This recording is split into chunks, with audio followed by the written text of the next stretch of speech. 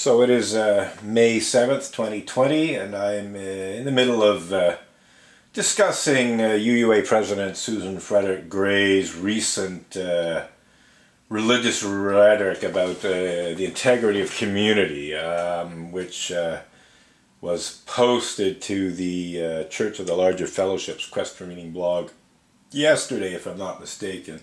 And I was discussing it, my sensor overheated and the segment cut off a little bit early, so we're going to pick up more or less where we left off. Good look like? What are our civic responsibilities? What is essential for the protection of liberty and democracy? What does equality look like? The heated and often vitriolic debates of contemporary politics are a reflection of how really empty they are.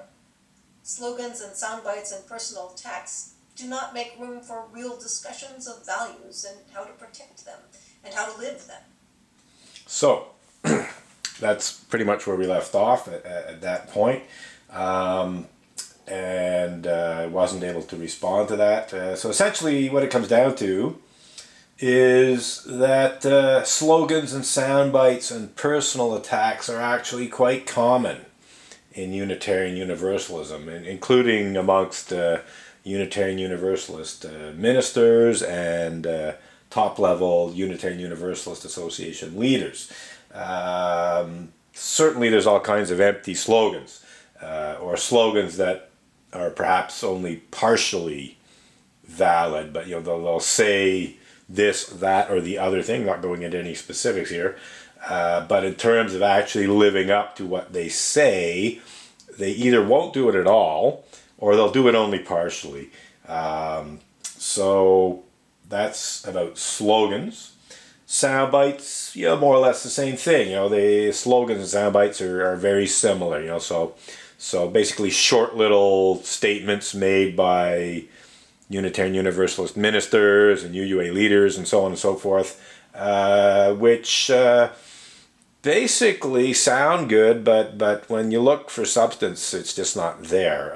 We could even accuse Reverend Susan FrederickGray herself of putting out sound bites that sound good, but she knows perfectly well that if you bother to scratch below the surface, especially in terms of Unitarian Universalist clergy abuse and other internal problems within Unitarian Universalism, you'll discover that the soundbite is contradicted by the actual behavior of Unitarian Universalists. Personal attacks, well, gee, no kidding, there's plenty of those, and in fact, my difficulties with specifically the Unitarian Universalist Association arose out of personal attacks on me. I was personally attacked by Rev Ray Drennen of the Unitarian Church of Montreal. He labeled me psychotic because I'm claiming a profound revelatory religious experience. He dismissed, actually dismissed is not the right word to use, he labeled an interreligious event that I'd organized as your cult. So using one of the worst slurs to describe an interreligious event, which by definition cannot possibly be a cult. But he definitely was trying to make this interreligious event, which his name was Creation Day, and it was about promoting care for the creation. By defaming this, slandering this as a cult to my face in a meeting I had with him, a private meeting. This is clearly a personal attack, he also wrote off my religious beliefs as being nothing but silliness and fantasy because he was one of the intolerant atheist Unitarian Universalists, and here I was claiming, basically an experience of God and having, had certain information, come my way as a result of this experience.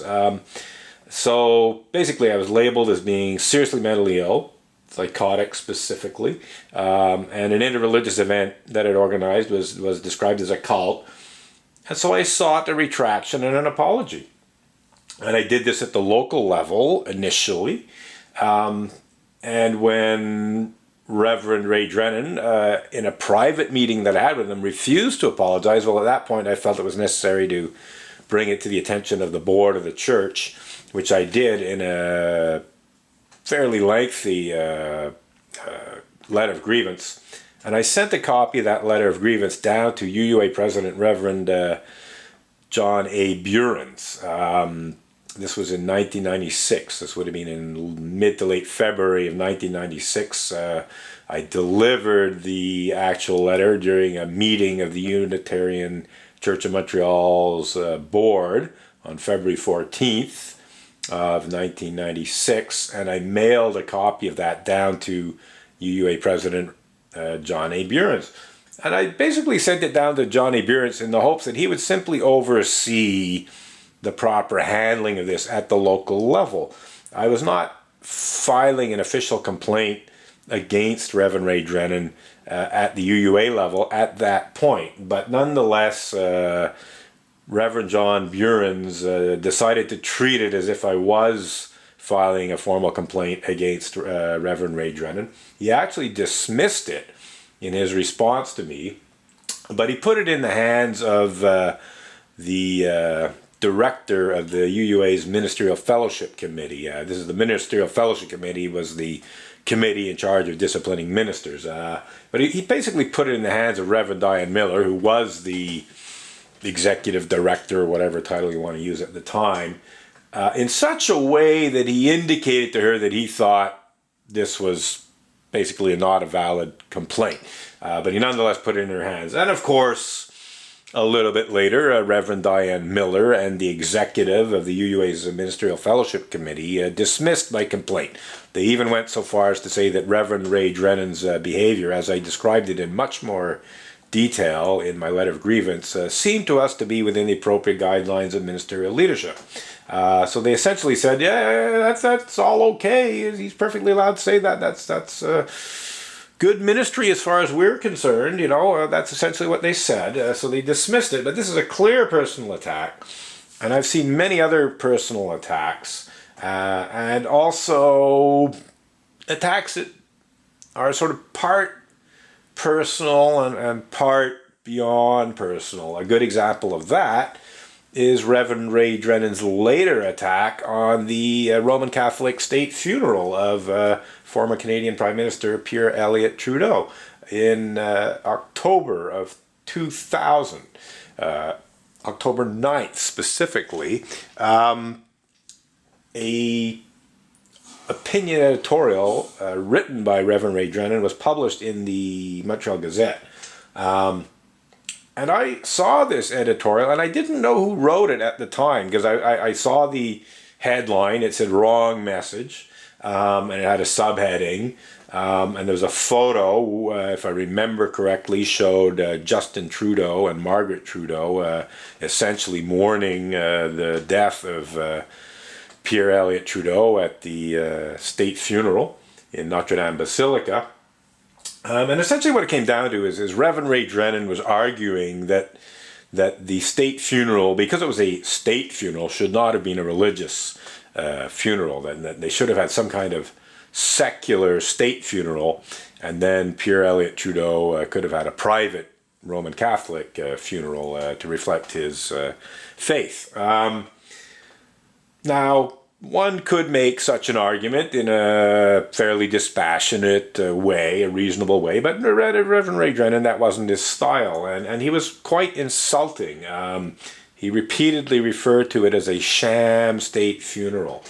Towards the end of his wrong message, which I think was actually an appropriate title in terms of his own rhetoric, he even pretty much stated that all religious rituals are meaningless. This is, of course, because he was a atheist, a diehard atheist who did not believe in God at all, who was convinced God does not exist. So, in his mind, any religious ritual is totally meaningless because it's addressed to God, and God doesn't exist, therefore it's meaningless.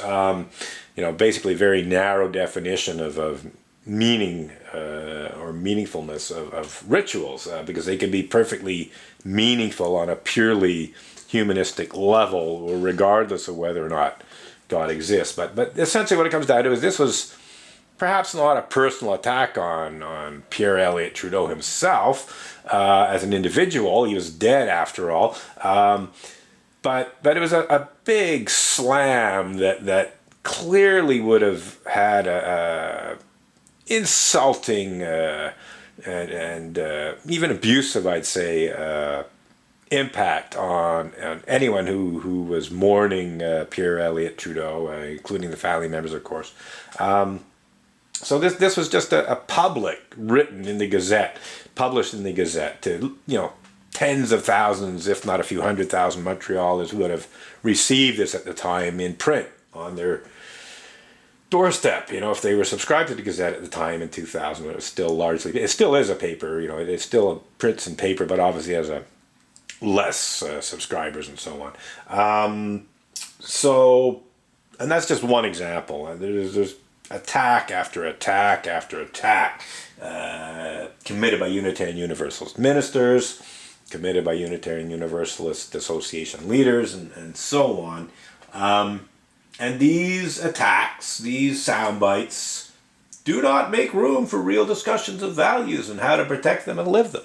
On the contrary, they completely disregard and violate the claimed values of Unitarian Universalism, yet they are not only tolerated by the Unitarian Universalist Association and by many, if not most, Unitarian Universalists, but they're even, condoned and even at times praised.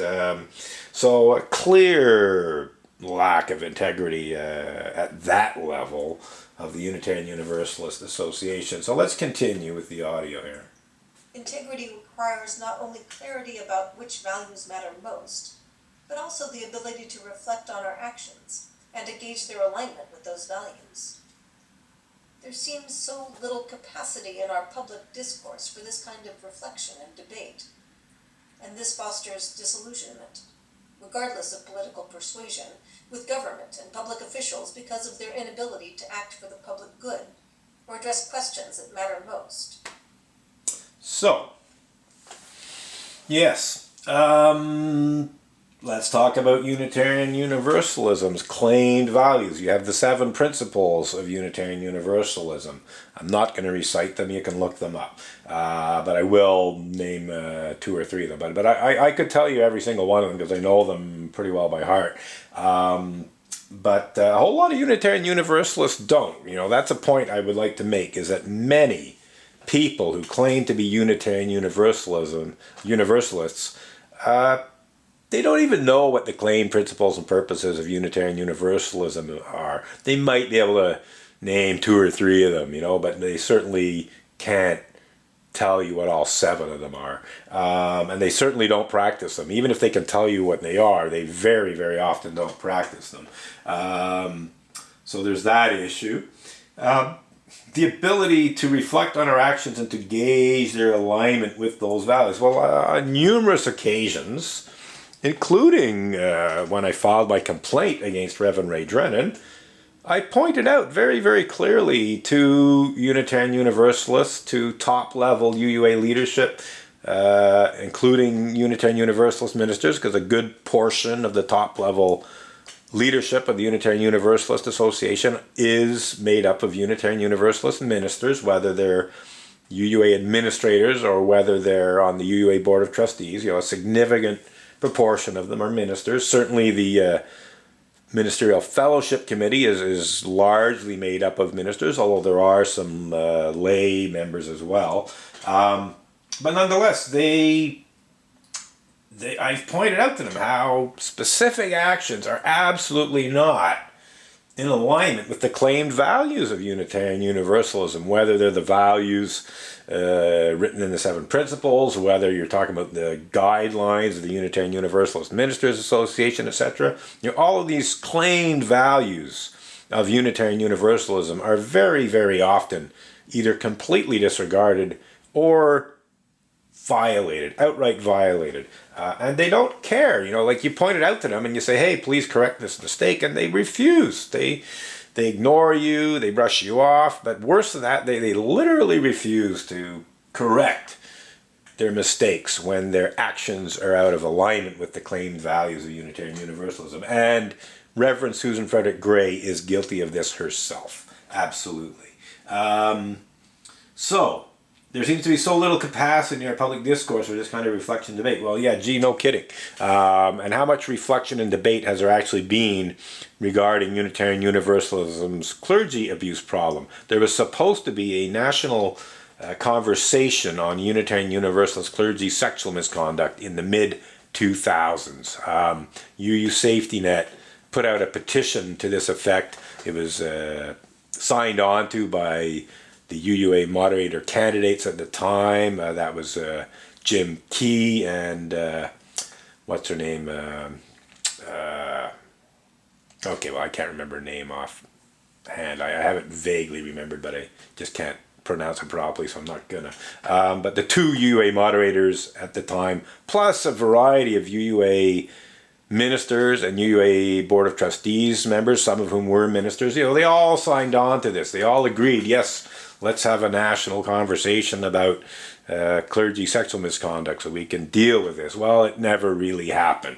There were a few articles in the UU World magazine, but there was never anything that could be properly described as a national conversation on Unitarian Universalist clergy misconduct, especially. They specifically spoke about clergy sexual misconduct. I think they should be discussing it in more broad terms, in terms of non-sexual stuff too. But nonetheless, they basically promised to do this, and then they never really did it.